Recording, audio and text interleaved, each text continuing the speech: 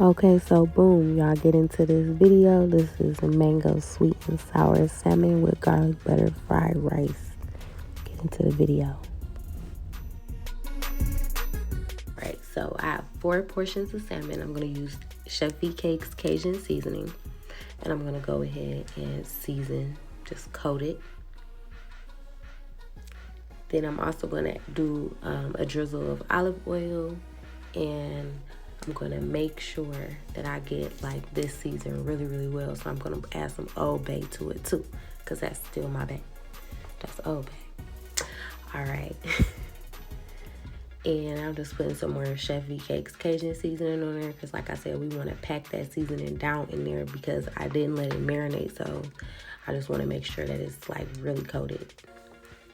So make sure it's covered fully. Then you're gonna take a small onion, and I was rushing, y'all, so I was just chopping this up like however. So I mean, you can be super neat if you want to, but just get it chopped up, like get it chopped up real good. And I just use 1 small onion. So can y'all also tell me in the comments if y'all like these type of videos, or would y'all rather me do it like a little cooking show? Anyway, so now I'm gonna take like a little handful of green onions, cut the little tips off, and then go ahead and finely chop those, because you're gonna need some of that.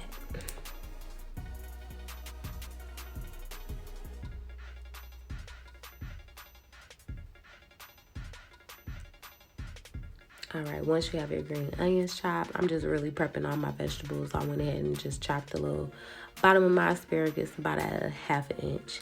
Then I have like this big old elephant garlic, and I just took 1 clove of that, smashed it down, took the little hard bottom part off, and then I just chopped it up, and I'm chopping it pretty fine. So just get it chopped up as good as you can. And I'm like, this thing's so big, it's big like an onion. Like, that thing was big as hell. All right, so for the mango topping, the sweet and sour, whatever, boom, we're going to take a mango, chop it up. My mango was a little sour, so I'm kind of getting a little sour vibe from there. We're going to take 2 tablespoons of honey. We're going to take 2 tablespoons of brown sugar. I prefer dark brown sugar, but I only had light, so boom, that's what we're working with. Then you're going to go ahead and add about a tablespoon, but I just took a couple little shakes of the red pepper flakes. You're gonna go ahead and mix that up together. If you can get you a sweet mango, please get a sweet mango. But actually with it, you know, with me putting it just in this little sugar and stuff, like, it actually turned out really good. This is just me experimenting. Y'all didn't know what I was doing, but y'all said it looked good. Y'all wanted to know, so boom, here we go. All right, so now I got my wok heated up. I'm adding about 3 to 4 tablespoons of olive oil. You can use whatever kind of oil you like. I use olive oil because it's just what I prefer, you know. Okay, so boom, so you're gonna go ahead and whip it all around. Make sure that it's fully oiled up. You know, you don't want to have no dry spots. So I'm putting my salmon skin side down. I'm sorry, flesh side down, because I want to get that nice sear. I wanted that be blackened a little bit, you know, have that good sear little crust or whatever.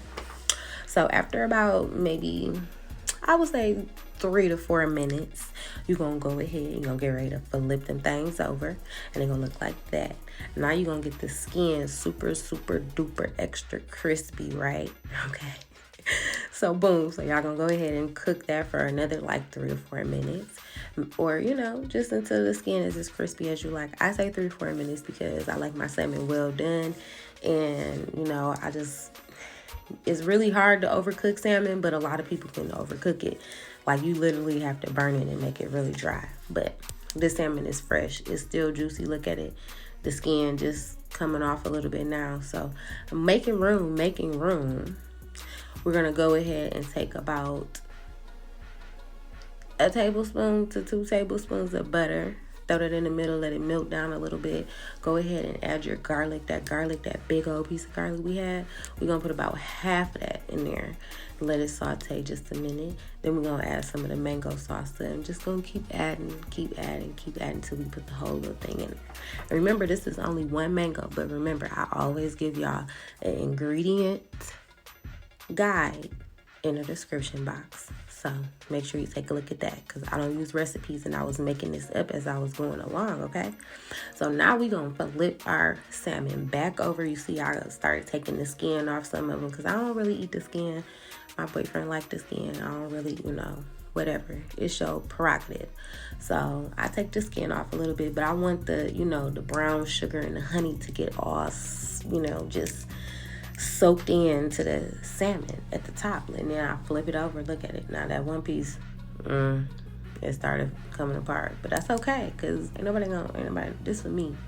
So you see how it's all glazed up, and the juice from the mango and the honey and the brown sugar, like it's just absorbing, like it's thinning out. So now I'm gonna go ahead and take it out because it's done. And look, you see it's barely any juice. All that is all soaked into that salmon. And then this is like the leftover, so I'm gonna just sit it on the side on top. So I rinsed out my wok, got it all clean again, heated it back up. Another 3 to 4 tablespoons of olive oil. You really don't have to use this much, but I was just trying to do a whole bunch of stuff at one time. I was rushing. I had my niece with me, and I'm just trying to put some content out.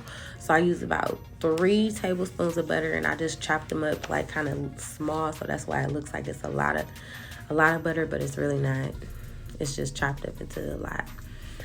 So I'm gonna get this to like a nice little foam, as you see. Just make sure everything melted, and I'm just gonna drop my asparagus right down in there. And I wanted to kind of keep everything healthy, so with this I just use some pink Himalayan sea salt and some cracked black pepper, and then maybe like a couple sprinkles of Chef V Cake's original seasoning. Just cook it to your liking. But I just keep it real light because everything else is like so full of flavor and fattening. I just want to keep my vegetables kind of fresh. So I'm just tossing them. I think I cooked them maybe about 3 to 4 minutes. You don't want them to be mushy. You want them to be just crisp.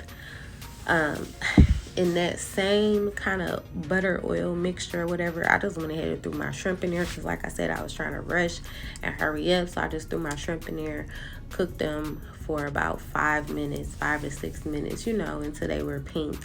You see, they look done. Got a little juice in there now from the shrimp. You're gonna go ahead and just take them out once they're done. You could taste one, and that's how, make sure tastes good. Okay, that's probably what I was doing just there. Clean it out. Take another tablespoon or 2 of butter. I use some sesame seed oil. This is really good. It helps make your rice delicious, okay? Look at that swirl, that butter swirl. I love that. I love catching that from my videos. So now we're going to do the rice. I bought this pre-made steamed rice, and bro, I love it because first of all, I hate cooking rice. Second of all, like, I don't want to have to cook rice, let it cool off, and then, that's the brand, VT, Vietnamese Thai rice. But anyway, like, I don't want to have to, cook the rice, let it cool down, then fry the rice. Like, every time, like, people be like, oh, I want hibachi. I be like, damn, I don't want to have to cook rice, boil rice, I don't want to do all that. So anyway, so this is already steamed. It'll be done in maybe like 6 minutes. So to be heated up. It's already cooked, so we frying it though. So we took the oil, fried the rice up a little bit. Now I just made like a little circle in my pan. I'm adding my onion and the other half of that garlic clove that we had chopped up. And I'm gonna let that sit until it's fragrant. Mix it up, you don't want it to burn, just want it to be fragrant, start getting a little translucent. I'm adding more butter because this is, garlic buttered rice, like Benihana. This is how we do it at home in the hood. This is how we do it, okay? Like at home at the crib. Anyway, so you add a little butter and you just fry this rice up. I put garlic paste in here, y'all. This is like this, you don't even have to make no garlic butter. Just put the garlic paste in there and that'll make your rice so garlicky.